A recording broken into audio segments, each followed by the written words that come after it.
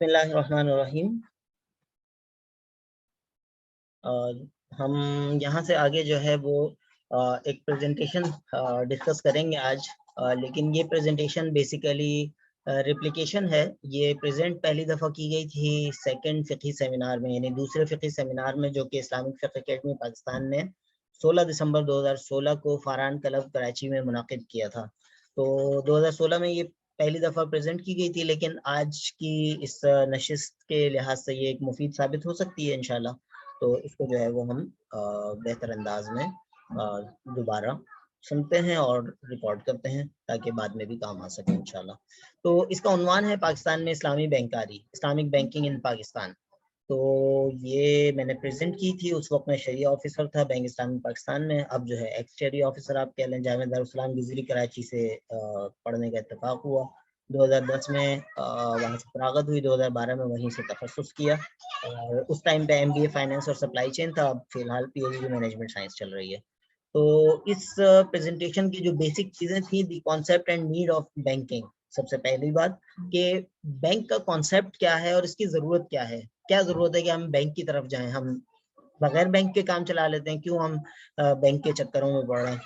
اور دوسرا ہے the basics of conventional banking. Conventional banking کی بیسکس کیا ہیں، بنیادیں کیا ہیں، اور اس میں کیا مسائل ہیں. اسلامک بینکنگ، فائنینشیل انٹرمیڈیشن کیا ہے، اور پھر banking and Islamic banking stages in Pakistan. یہ ایک پوائنٹ آئے گا جس کو ہم ڈسکس کریں گے. اور Islamic banking industry of Pakistan, تقریباً یہ 9 سال کا analysis. Regulatory environment of Islamic finance in Pakistan and objections on Islamic banking. یہ سب سے امپورٹنٹ ہے آج کے اس سیشن کے پوائنٹ آف ویو سے، کہ اسلامک بینکنگ پر جو آبجیکشنز ہیں وہ کس کس نوعیت پہ ہیں، اور اس کو ہم اردو میں کہہ سکتے ہیں کہ اسلامک بینکاری پر ہونے والے فقہی اعتراضات. چونکہ یہ فقہ سے ریلیونٹ ہمارے سیشن کا ایک پارٹ ہے، تو اس سمت میں جو ہے ہم تھوڑا سا فوکس کر سکتے ہیں، اور فردر پھر ہم اس میں فردر ریسرچ کے پوائنٹ آف ویو سے کیا پوائنٹ ہو سکتے ہیں. تو ہو سکتا ہے کہ یہ ایک سیشن میں کمپلیٹ ہو جائے، لیکن اگر زیادہ ٹائم ہوا تو ہم اس کو 2 سیشنز کی طرف لے جا سکتے ہیں. پہلی چیز، کانسیپٹ آف بینکنگ یا فائنینشیل انٹرمیڈیشن کیا ہے. سمپل سے آسان سے ورڈز میں کہ بینکنگ یا فائنینشیل انٹرمیڈیشن کا کانسیپٹ یہ ہے کہ ڈپازیٹرز، یعنی ایسے افراد سے جن کے پاس پیسہ موجود ہے، ایکسٹرا پیسہ موجود ہے، ان سے پیسہ بینک وصول کرتا ہے اور آگے بزنسز کو یا فنڈ یوزرز کو وہ پیسے فراہم کرتا ہے. تو آسان الفاظ میں ہم اس کو کہہ سکتے ہیں کہ فنکشنز آف دی بینک، یا بینک کے جو کام ہیں وہ کیا کیا ہیں. وہ پہلا کام ہے ایکسیپٹنگ ڈپازٹس، یعنی ڈپازٹس وصول کرنا. دوسرا کام ہے گیونگ فائنینس، یعنی اس پیسے کو فائنینس کے طور پر آگے دیگر لوگوں کو دینا. اس کے علاوہ بھی بینک کچھ کام سر انجام دیتا ہے، جیسے مثال کے طور پر ایجنسی، یعنی کہ وکیل بن کے کسی کا کام کر رہا ہوتا ہے کسی کی بیہاف پہ، جیسے LC یا letter of credit import export کے اندر بینک کا بہت بڑا کردار ہے. اسی طرح ایڈوائزری کا بعض اوقات کام کرتا ہے، اسی طرح سیف کسٹڈی وغیرہ کا کام کرتا ہے. لیکن اس کو ہم کہتے ہیں، آخری پوائنٹ کو کہتے ہیں نان فائنینشیل بزنس، اور پہلے 2 کاموں کو کہتے ہیں فائنینشیل بزنس. تو یہ بیسک کانسیپٹ ہے. اس میں ہم نے ابھی اسلامک کی بات نہیں کی، اس میں ہم نے نان اسلامک کی بات نہیں کی، اس میں ہم بیسک کانسیپٹ کی بات کر رہے ہیں. اور بیسک کانسیپٹ جو ہے وہ یہ ہے. اچھا، اس کے بعد جو ہے پھر اگر ہم آگے موو کرتے ہیں اس سلسلے میں، تو ہمیں پتہ چلتا ہے کہ امپورٹنس آف فائنینشیل انٹرمیڈیشن، اس کے امپورٹنس کیا ہے. تو فائنینشیل انٹرمیڈیشن کا یا بینکنگ کا دوسرے الفاظ میں، آسان الفاظ میں، اس کا فائدہ کیا ہے. اگر ہم یہ نہ ہو، ہم کہیں کہ یار بینکنگ کی ضرورت ہی کیا ہے، اس کو بند کرو، تالے لگاؤ اور ہم بغیر بینکنگ کے گزارا کر لیں گے، تو کیا ایسا پاسبل ہے؟ اس کے فائدے کیا کیا ہیں؟ تو سب سے پہلا پوائنٹ ہے aggregating small savings for profitable investment. جیسے ابھی ہم نے پچھلے ماڈل کے اندر بات کی کہ بینک جو ہے وہ کیا کرتا ہے کہ مختلف لوگوں سے ان کے ڈپازٹس وصول کرتا ہے اور پھر اس کو آگے جو ہے وہ بزنس فائنینس والوں کو دیتا ہے. تو اب اگر ہم دیکھیں تو یہ ڈپازٹرز ہو سکتا ہے کسی کے پاس چھوٹی سی اماؤنٹ 50,000 ہو، کسی کے پاس 10,000 ہو، کسی کے پاس 5,000 ہو، کسی کے پاس 1,000 ہو. اب یہ مختلف ڈپازٹس کے اماؤنٹس ہیں جس کو پروفیٹیبل انویسٹمنٹس میں کنورٹ کرنے میں بینک کا ایک بڑا کردار ہے. اگر یہ صاحب، ایک تو یہ کہ خود بزنس کرنے کی پوزیشن ہے یا نہیں ہے ان کی، اور اگر ہے تو یہ کیا اتنی اماؤنٹ میں بزنس ہو سکتا ہے یا نہیں ہو سکتا. تو بینک کیا کرتا ہے کہ وہ ان چھوٹی چھوٹی انویسٹمنٹس کو ایک بڑی اماؤنٹ میں کنورٹ کرتا ہے اور بہتر انداز میں پروفیٹیبل انویسٹمنٹس میں کنورٹ کرتا ہے. اسی طرح فیسیلیٹیٹنگ ٹرانزیکشنز، بینک کا ایک اور بڑا کام ہے کہ وہ مختلف جگہوں پر پیسوں کے لین دین کو آسان کر دیتا ہے. اس کو وضاحت کرنے کی ضرورت نہیں، آپ حضرات بخوبی واقف ہوں گے. فیسیلیٹیٹنگ پورٹ فولیو کریشن، یہ ایک بہت امپورٹنٹ چیز ہے آج کے فائنینس کے دور میں. یہ ایک امپورٹنٹ چیز ہے کہ آپ کسی ایک جگہ پہ سارے پیسے انویسٹ نہ کریں. تو بینکس کے پاس جو یہاں پر ایکسپرٹیز ہوتی ہیں، یہ ڈپازٹر سے پیسے لینے کے بعد وہ ایسا نہیں ہوتا کہ جو بھی بینک کے پاس آیا اس کو پیسے بینک فراہم کر دے، بلکہ بینک جو ہے وہ ایک تو خود بھی اور اس کے علاوہ بھی سینٹرل بینک بھی جو ہے وہ اس چیز کا اہتمام کرتا ہے کہ ایسا نہ ہو کہ سارے کے سارے پیسے جو ہے وہ کسی ایک سیکٹر میں، کسی ایک کمپنی کو یا کسی ایک گروپ کو دے دیے جائیں یا کسی ایک فیلڈ والوں کو دے دیے جائیں. مثال کے طور پر سارے پیسے جو ہے وہ سیمنٹ انڈسٹری کو دے دیے یا سارے پیسے صرف شوگر انڈسٹری کو دے دیے، ایسا نہ ہو، بلکہ وہ ڈائیورسفائڈ ہوں، مختلف جگہوں پر ہوں. اس کو ہم پورٹ فولیو کہتے ہیں. مثال کے طور پر ایک پورٹ فولیو جو ہے وہ یعنی ایریا وائز بھی پورٹ فولیو ہو سکتے ہیں، کام کی نوعیت کے اعتبار سے بھی پورٹ فولیو ہو سکتے ہیں. مثال کے طور پر مینوفیکچرنگ والوں کو، امپورٹ والوں کو، ایکسپورٹ والوں کو کس کو کتنی مد میں کتنے فائنینسنگ دینی ہے، یہ پورٹ فولیو کریشن جو ہے یہ بینک کے ذریعے پاسبل ہوتا ہے. ان کے پاس تھوڑا سا ایکسپرٹیز ہوتی ہے. اسی طرح easing household liquidity constants. Liquidity constants, household liquidity constants کا مطلب یہ ہے کہ یہی اسی ماڈل پہ ہم واپس آتے ہیں کہ ایک ڈپازیٹرز ہیں یا ایک فیملی ہے یا ایک ہاؤس ہولڈ ہے، ایک فرد ہے، ایک گھرانہ ہے، ایک گروپ افراد کا گروپ ہے جس کے پاس اس وقت تو پیسے زیادہ ہیں. مثال کے طور پر وہ کسی مقصد کے لیے پیسے جمع کر رہے ہیں، وہ گھر خریدنے کے لیے پیسے جمع کر رہے ہیں، گاڑی خریدنے کے لیے پیسے جمع کر رہے ہیں. تو اس ٹائم پہ تو ان کے پاس پیسے ایکسس ہیں، لیکوڈیٹی یعنی پیسے جو ہے اس وقت ان کے پاس ایکسس ہیں. لیکن آگے چل کے جب انہوں نے وہ چیز خریدنی ہوگی تو اس وقت ان کے پاس شارٹ ہو جائیں گے. یعنی مثال کے طور پر گھر خریدنا ہے 50 لاکھ کا، تو ابھی انہوں نے 10 لاکھ جمع کیے ہوئے اور 40 لاکھ ان کے پاس شارٹ، یہاں پر آئیں گے تو 40 لاکھ شارٹ ہو جائیں گے، یہاں پر 10 لاکھ ایکسٹرا پڑے ہوئے. تو ایسے اس میں جو ہے وہ بینک ان کو خدمات فراہم کرتا ہے کہ ان کے لیکوڈیٹی کانسٹینٹس کو، یعنی دونوں ٹائم پہ، جب ان کے پاس ایکسٹرا اماؤنٹ ہے جب بھی، اور جب ان کے پاس شارٹ اماؤنٹ ہے جب بھی، دونوں ٹائم پہ ان کو سپورٹ کر سکتا ہے. اسی طرح spreading risk over time, time کے اوپر جو ہے وہ رسک کو ڈیوائڈ کر دیا جاتا ہے، پھیلا دیا جاتا ہے. تو اسی طرح reducing the problem of symmetric information, incomplete information کے پرابلم کو بھی وہ کرتا ہے. مثال کے طور پر ایک فرد واحد کے پاس جو انفارمیشن ہوتی ہے وہ محدود ہوتی ہے، ایک بینک کے پاس نسبتاً زیادہ اتھینٹک اور زیادہ جو ہے وہ ریلائبل انفارمیشن ہو سکتی ہے. تو بینک جو ہے وہ نسبتاً یہ والے سارے کام کر رہا ہوتا ہے. تو یہ سارے فائدے ہیں، یہ سارے یعنی خوبیاں ہیں بینک کی. لیکن کنونشنل بینک جو ہے وہ یہی والے کام آج کے دور میں کس طرح کر رہا ہوتا ہے، یا اس کو جو ہے ہم کہہ سکتے ہیں کہ ماڈرن دور میں جو ہے بینکنگ کی جو تصویر ہے یہ ہم اس کے ذریعے دیکھ سکتے ہیں. اس میں یہ نہیں ڈپازیٹر جہاں پر ہم نے نام لیا تھا وہاں ہاؤس ہولڈ ہے، اور اسی طرح فائنینشیل انسٹیٹیوشن یعنی بینک آ گیا، اسی طرح فرمز یعنی بزنسز اور فنڈز ریسیو کرنے والے افراد.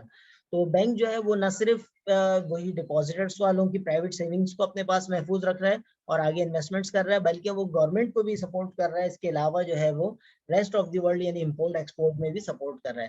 تو اس ساری کہانی کا نتیجہ یہ ہے کہ بینک کی امپورٹنس ہماری آج کی دنیا میں، آج کی لائف میں، آج کے سینیریوز میں جو ہے وہ بہت زیادہ ہے اور ہم اس کو اگنور نہیں کر سکتے.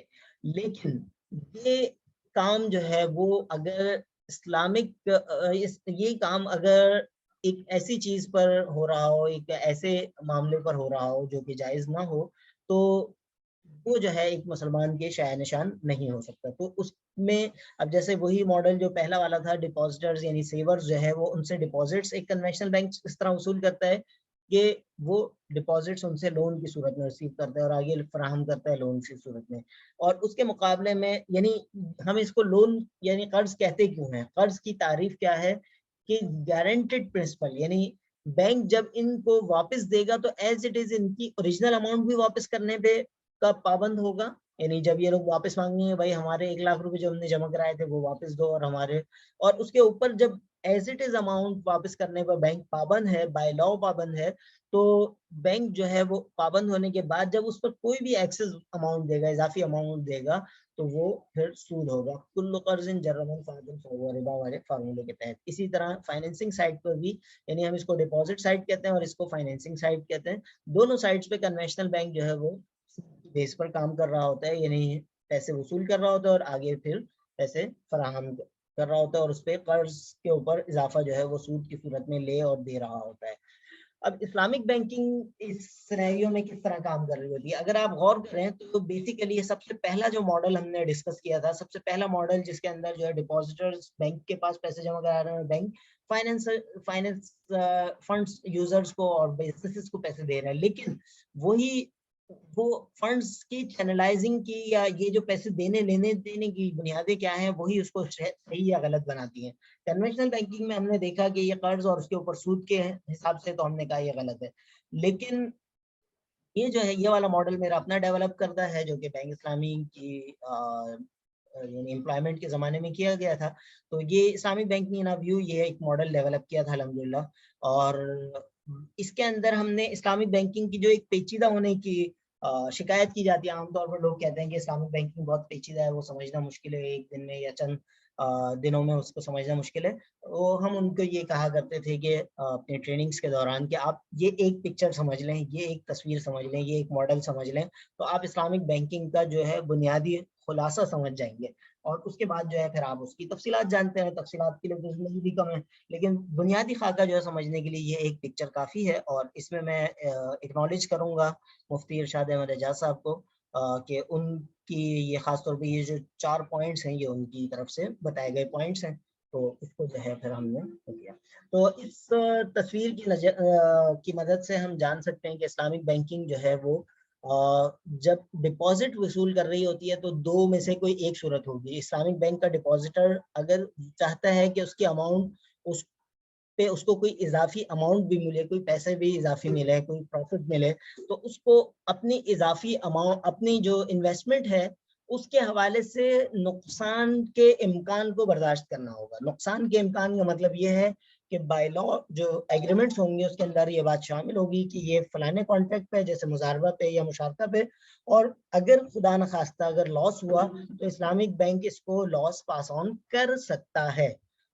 یہاں پر یہ چیز ضرور ذہن میں رکھیں کہ ایک ہے نقصان کا امکان اور ایک ہے عملاً نقصان ہونا یا عملاً نقصان دینا, دو الگ الگ چیزیں ہیں. بائی لا جو کانٹریکٹس ہیں, اگر اس کے اندر یہ چیز شامل ہے کہ نقصان کا امکان موجود ہے اور وہ مضاربہ یا مشارکت کی شرائط پہ پورا اتر رہا ہے وہ کانٹریکٹ, تو یہی چیز جو ہے وہ اسلامک کانٹریکٹ پہ آئے گی. لیکن اگر عملاً جو ہے وہ لاس یا تو ہو نہیں رہا یا ہو رہا ہے تو وہ بینک پاس آن اس طرح نہیں کر رہا, اپنے حصے میں سے جو ہے وہ سیکریفائز کر رہا ہے کسی بھی وجہ سے, تو چونکہ کانٹریکٹ صحیح ہے تو کانٹریکٹ صحیح ہونے کی بنیاد پر جو ہے یہ معاملہ بھی درست ہوگا.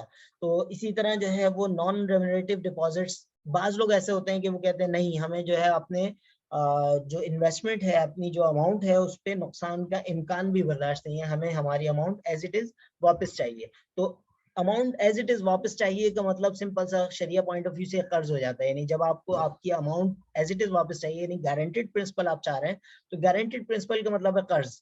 تو جب قرض ہے تو قرض کے اوپر کوئی بھی اضافہ نہیں دیا جا سکتا. تو اسلامک بینکس جو ہے وہ اس طرح کے ڈپازیٹرز کو جو ہے قرض کی بنیاد پر انٹرٹین کرتے ہیں, لیکن ان کو کوئی اضافی ایکسٹرا بینیفٹ نہیں دیے جا سکتے.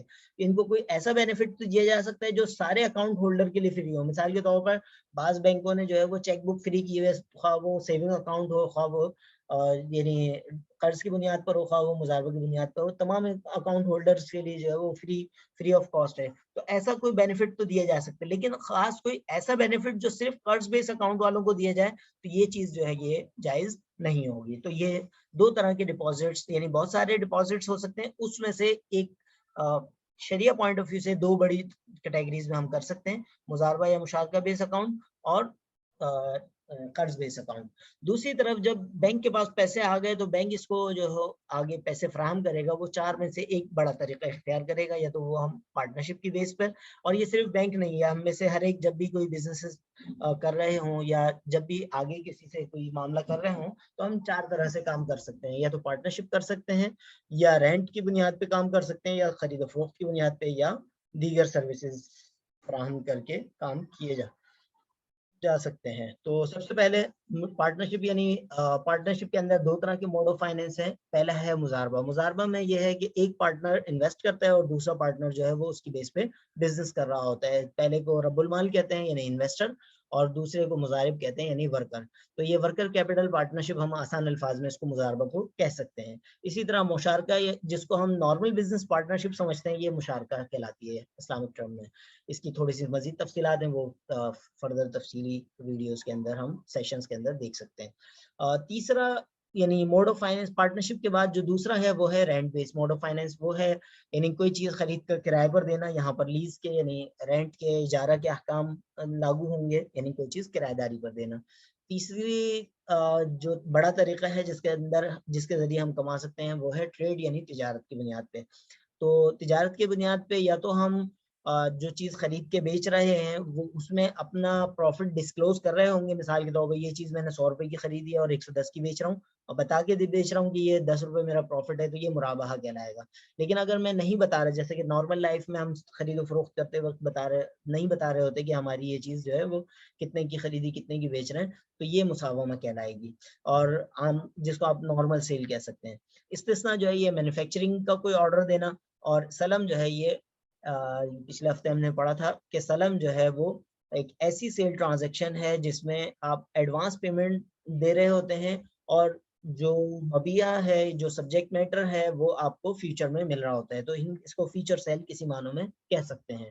اور آخری چیز جس کے ذریعے خرید و بیچا جا سکتا، جس کے ذریعے کمایا جا سکتا ہے، وہ ہے سروسز فراہم کر کے فیس لینا. تو جس طرح بہت سارے لوگ، جیسے ہم اگر گورنمنٹ امپلائی ہیں تو اپنی سروسز جو ہے وہ گورنمنٹ کو فراہم کرتے ہیں تاکہ ہم تنخواہ لے سکیں، یا اگر ہم کوئی اور کسی اور جگہ اپنی خدمات فراہم کر رہے ہیں اور فیس لے رہے ہیں، تنخواہ لے رہے ہیں، یا کوئی اور معاوضہ لے رہے ہیں، تو سیم اسی طرح بینک بھی جو ہے کچھ خدمات فراہم کرتا ہے اور اس کے اگینسٹ میں سروسز لیتے ہیں. تو اس کا سمپل سا اصول ہے کہ اگر وہ خدمت جائز ہے، وہ کام جائز ہے، تو اس کی سروسز لینا بھی جائز ہو سکتا ہے. مختصراً ہم اس کو اس طرح سمجھ سکتے ہیں. تو آج کی اس سیشن میں ہم نے یہاں تک پڑھا. نیکسٹ سیشن میں جو ہے وہ ہم اسٹارٹ کریں گے کہ اسلامک بینکنگ کے اسٹیجز یا پاکستان میں اسلامک بینکنگ کی ہسٹری. تو جزاکم اللہ خیر. اس سیشن کے اختتام ہم اسی پوائنٹ پہ کرتے ہیں. جزاکم اللہ.